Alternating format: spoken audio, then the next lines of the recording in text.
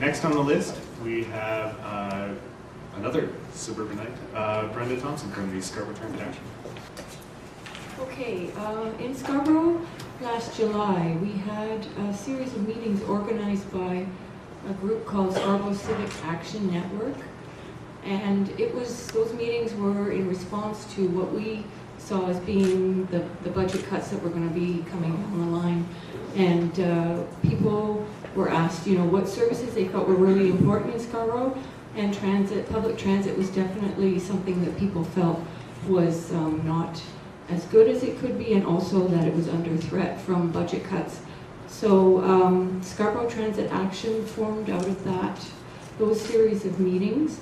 And what we ended up doing was we worked with TTC riders. They already sort of had a template set up. So what we did was we produced a little leaflet that we handed out at subway stations, and also some of us boarded the buses. And these leaflets were asking people to call their counselor to stop service cuts to buses in Scarborough. And also on the other side of the leaflet there was a little blurb about Scarborough Transit Action. So it was sort of it had a dual purpose. We wanted to stop the service cuts because I think of the 56 bus routes that were on the cutting block for service cuts, 24 of them were going to be in Scarborough. So Scarborough was especially going to take a lot of the cuts. And also we wanted to sort of see if we could get people involved with our organization, so it was a little bit of public outreach as well. What I did was I just sort of, I guess I could read this. I wanted to talk about specific challenges that we have in Scarborough. Being out in the suburbs, a lot of Scarborough was planned for the car since the 1950s.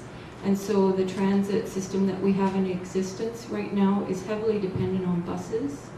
And most of the people that move to Scarborough are moving there because they need affordable housing. They need to be able to live somewhere and afford to live there. So they're already vulnerable to begin with. However, with all the cars that are sort of going around Scarborough, they see that as something to aspire to. Because the public transit system really doesn't fulfill their needs. A lot of them, it takes 2 hours for them to get to work, or it's just, you have to transfer so many times that you're really kind of worn out by the time you get to where you need to go. So that's one of the challenges that we have, excuse me, in Scarborough, is that we need to try and get people to think about public transit as a viable alternative. Because right now a lot of them are really still stuck on the car.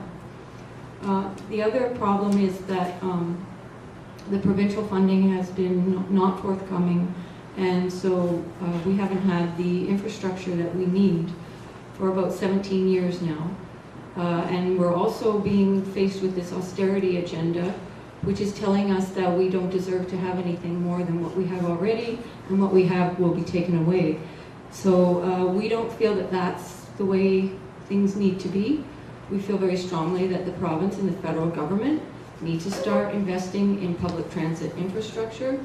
And also, I guess I personally feel that this austerity agenda needs to be challenged, even with what we have on the plate today, with the subways or the LRT.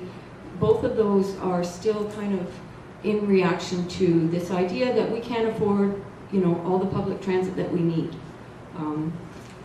As well, Scarborough itself has become a battleground for transit. So we've got Rob Ford on one side saying he wants to build a subway.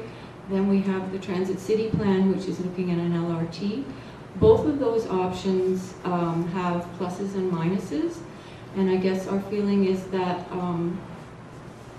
we need to be able to make an informed decision, and also a decision that's free of financial constraints and also this sort of historical reliance on the automobile. So if we could really have transit the way it's supposed to be, where it's focusing on the needs of pedestrians then what kind of a transit system could we have? The other, I guess, challenge is that right now the TTC Commission does not really represent Scarborough residents. There is one council member from Scarborough who's on the TTC Commission, and most of the members of the TTC Commission don't use the TTC themselves.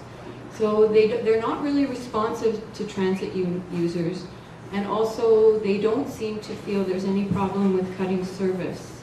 So we don't have anybody on the commission that's saying, hey, wait a minute, transit users shouldn't have to pay extra to ride the TTC, and they shouldn't have to be saddled with service cuts. So I think we really are, another one of our challenges is to get the councillors out in Scarborough thinking about transit users and their needs, and not coming at it from sort of a car-oriented perspective. And I guess the final thing is what are some of the ways that we can sort of help to work together and go forward on these issues. And certainly we've been able to get a lot of help from TTC riders and the Greater Toronto Workers Assembly. So that's something we can do in the future. And also, I think there's a lot of organization that needs to be done in Scarborough because people are having a hard time getting together to begin with. Certainly if you're dependent on transit to go to meetings, you're not going to get there as easily.